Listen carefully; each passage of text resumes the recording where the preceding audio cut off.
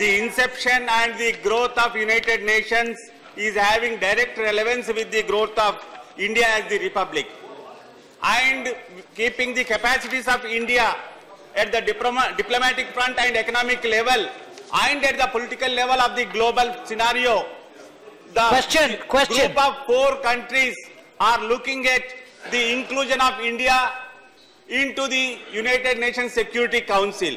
But certain nations, in particular our neighboring nation, is not cooperative to please, attain what the is process. Your question? I am coming to that question, sir. No, please come to the question. And keeping this background in view, whether our diplomatic role to promote the reforms in United Nations Security Council are going to yield anything, and are we going to get the permanent membership in United Nations Security Council? Let the honorable minister.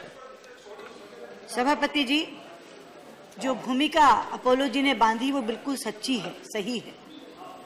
विश्व में भारत का बढ़ता प्रभाव, अच्छी उन्नत होती हुई अर्थव्यवस्था, इन सबके कारण से भारत वो सारी चीजें, सारे क्रेडेंशियल्स पूरे करता है जिसके कारण से सुरक्षा परिषद में उसको परमानेंट मेंबरशिप यानी स्थायी सदस्यता चाहिए।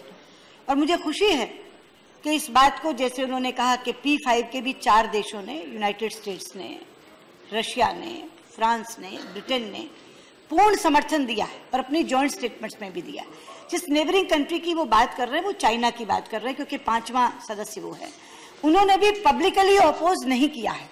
और जहां तक भारत के अपने द्वारा किए जाने का सवाल है, हम लोग वहां के जो डिफरेंट ग्रुप्स हैं, एक L69 है, G4 है, उन सबके माध्यम से और पूरे कूटनीतिक प्रयासों से वहां की केवल अपनी सदस्यता ही नहीं चाहते, बल्कि सुधार भी हो सुरक्षा परिषद में, विस्तार भी हो, इसके लिए पूरी तरह लगे हुए। भारत के अंदर अनेक उन्नत नस्ल की गायें हैं जिनको चुरा करके ले जा करके विदेश वाले क्रॉस करा करके होलेस्टीन, फ्रीजियन, ये कौन कौन गाय बना करके फिर हम वापस लाते हैं।